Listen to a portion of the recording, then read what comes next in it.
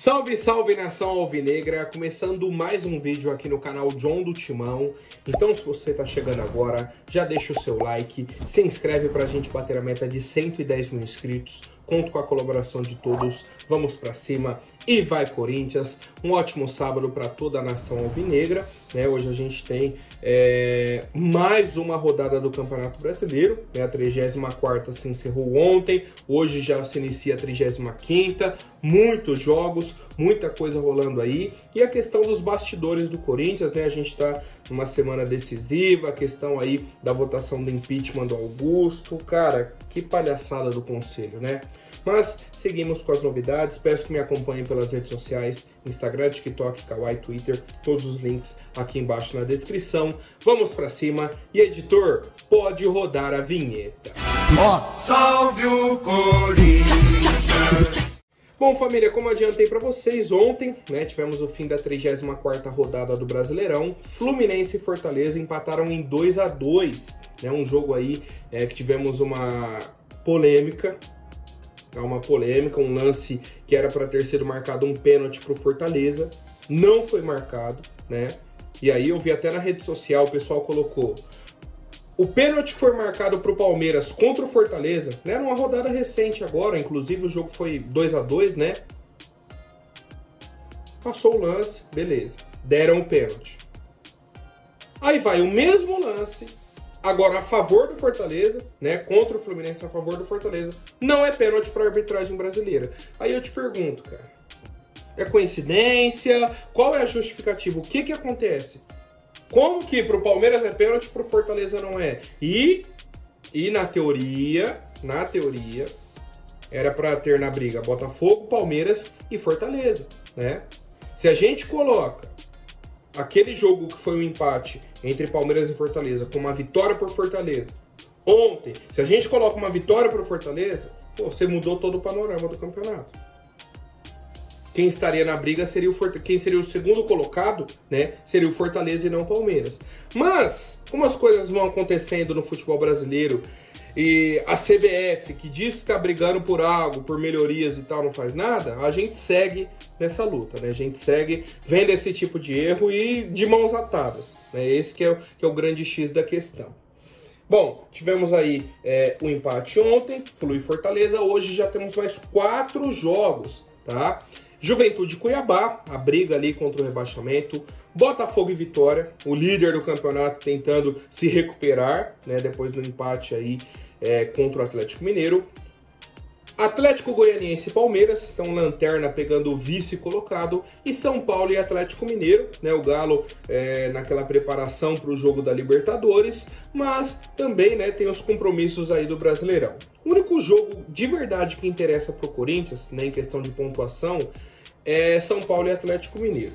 Temos o Vitória ali ainda, né, que poderia encostar no Corinthians na pontuação, né, caso vença aí o Botafogo, mas ainda não é uma ameaça para o nosso clube, né? Aí amanhã o Corinthians entra em campo, tem o jogo do Inter, o Bahia pega o Atlético Paranaense também, e a gente segue acompanhando os demais jogos dessa rodada, certo? Então é isso que temos aí de Campeonato Brasileiro para hoje. Além disso, teremos o jogo do Cruzeiro, né? A final da Sul-Americana contra o Racing da Argentina, tá? Então por isso que o jogo do Cruzeiro no Brasileirão vai ser no meio de semana. Teremos uma pequena mudança na rodada também, né? O jogo do Botafogo e do Atlético Mineiro, né? Os jogos aí, né, de Botafogo e Atlético Mineiro também serão no meio de semana e os demais times não jogam no meio de semana. Na verdade, é tão uma bagunça, né, a tabela. Aí o Fluminense e Criciúma jogam terça-feira, Fortaleza e Flamengo jogam terça também.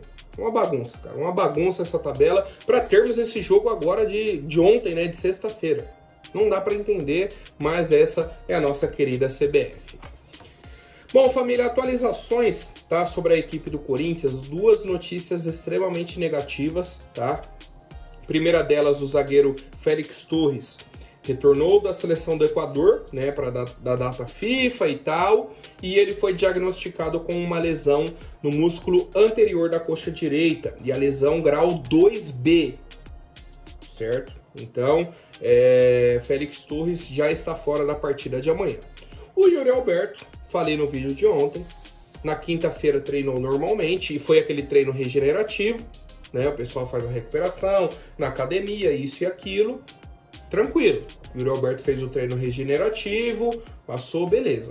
Ontem, né, que foi a sexta-feira, sentiu novamente o incômodo, fez o exame de imagem, foi detectado uma lesão no músculo posterior da coxa, grau 1B, tá? Então uma lesão mais tranquila do que a lesão do Félix Torres, mas para amanhã Yuri Alberto está cortado da partida.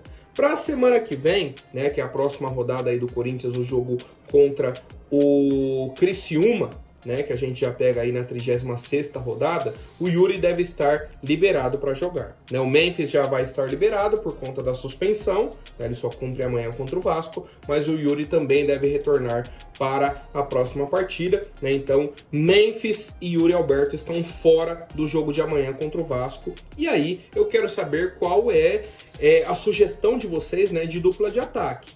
Temos Thales Magno, Romero, Pedro Raul, Pedro Henrique, e eu lembrei de outro nome, Héctor Hernandes. Héctor Hernandes pode aparecer ali, pode ser uma opção, talvez até no banco, né? Acredito que o Ramon Dias vai entrar com Thales Magno e Romero, tá? Pelo que a gente vem acompanhando da temporada do Corinthians, dos jogos e tudo mais. Devemos ter Thales, Magno e Romero. Mas eu quero a opinião do torcedor. Comenta aí, família, pra gente ficar por dentro, né? Entender o que o torcedor está entendendo aí da nossa equipe.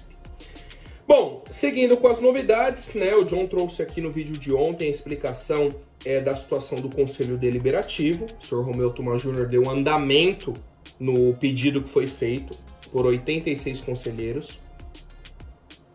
Um pedido de impeachment contra o presidente Augusto Melo. Ontem, tá, já tivemos diversas faixas no Parque São Jorge com os dizeres: não haverá golpe, estamos com você, presidente Augusto Melo.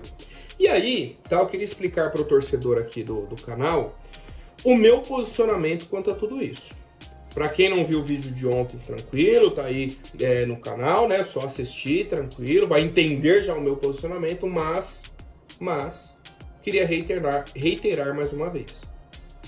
Não sou, eu sou defensor aqui do Augusto Melo. Não. Eu estou contra o Conselho Deliberativo, tá? Porque o que eles estão fazendo é errado. Totalmente errado. Se aparecer alguma coisa comprovada contra o Augusto Melo, né? Ó, ele fez isso daqui, tá errado, opa, punição nele. Acabou. Não tem conversa, né? Isso a gente já vem falando o ano inteiro. Mas o que o Conselho está tentando fazer, nada mais, nada menos é do que um golpe, tá? Nada mais, nada menos. Estão tentando votar sobre a situação do contrato com a Vaidbet, sendo que a polícia não concluiu o inquérito, né? Então, os conselheiros entenderam que eles estão aptos a votarem, mas a polícia não concluiu o inquérito. Inclusive, ontem vazou uma mensagem, até fugiu o nome aqui agora de um dos conselheiros, né, do conselheiro, no caso, que mandou a mensagem. Ele falou, pô, o pessoal quer votar semana que vem para retirarem o Augusto ou para que ele siga no cargo, e até agora nenhum conselheiro recebeu o processo. Como que eu vou votar em algo que eu nem li o processo? Não chegou o processo na mão dos conselheiros para votarem. O processo da Vaidbet, né?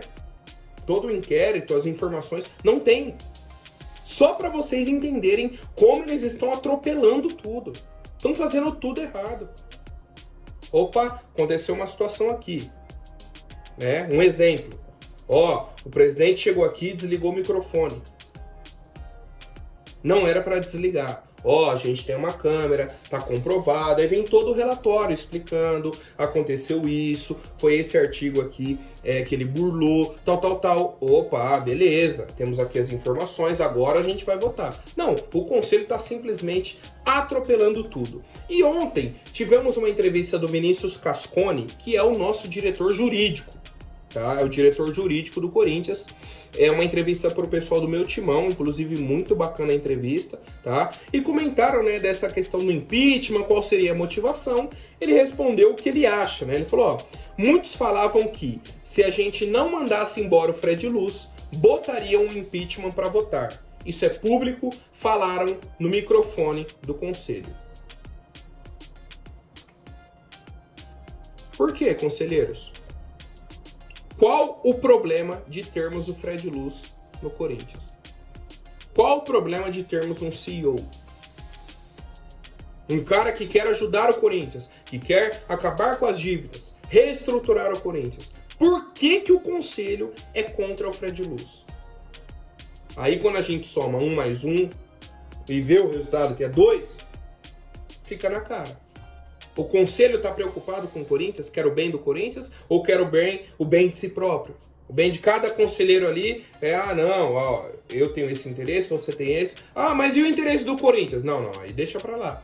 Pô, se o conselho tá incomodado com o Fred Luz e não consegue apresentar um motivo, tem alguma coisa por debaixo dos panos e que eles não revelam, né? E estão jogando sujo nos bastidores do clube. Além disso, o Vinícius Cascone completou falando que se retirarem o Augusto Melo, né, no processo de impeachment na semana que vem, cai o diretor financeiro, cai o diretor jurídico, cai a diretoria.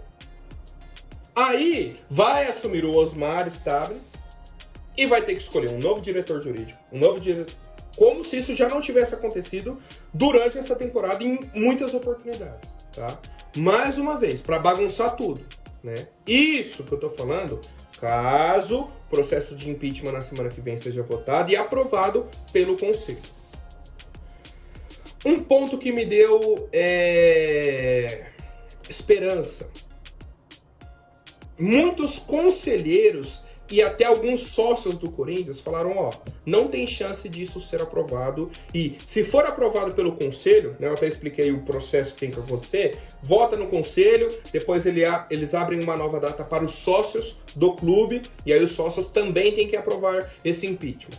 O pessoal falou, estamos fechados com o Augusto, a maioria aprova a gestão do Augusto, então assim, a chance disso passar é baixíssima, quase nula, né? Se passar pelo conselho, que eles acham que não vai passar, quando chegar nos associados, não passa.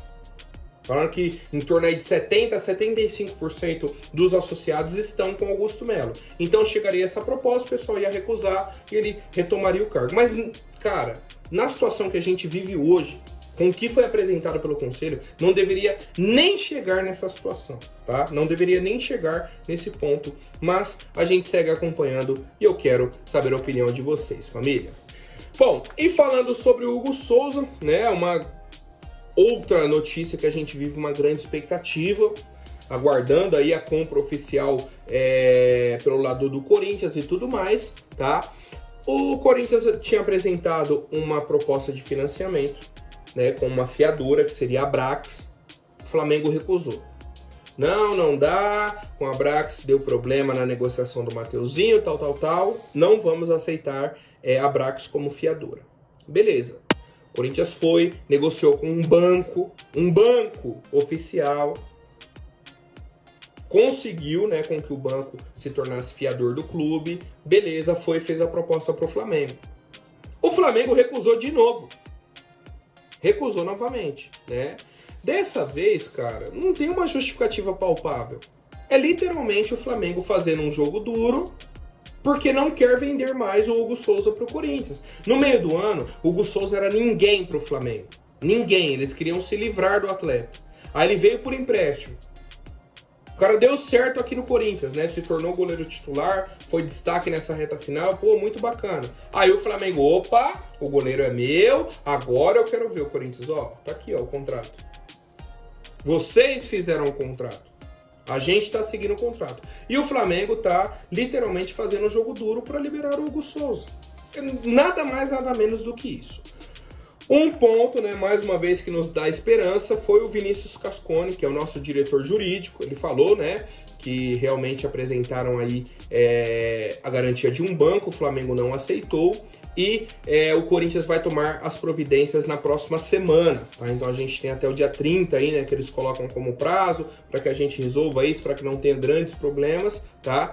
E até o Vinícius falou, pô, no meio dessa turbulência aí de impeachment, processo de impeachment e tal, o pessoal do conselho tá bagunçando tudo, né? Essa é a grande verdade. Mas a última frase do Vinícius foi o seguinte: a torcida pode ficar tranquila que isso vai acontecer. Isso, no caso, a compra do goleiro Hugo. né? Então o Corinthians vai ter aí que efetuar o pagamento de 800 mil euros, em torno aí de 4,8 milhões de reais, para que a gente tenha, em definitivo, o goleiro Hugo. Cara, entre o Hugo e o Corinthians tá tudo certo, tempo de contrato, salário, luvas, tal, tá tudo correto. Falta só o Flamengo assinar.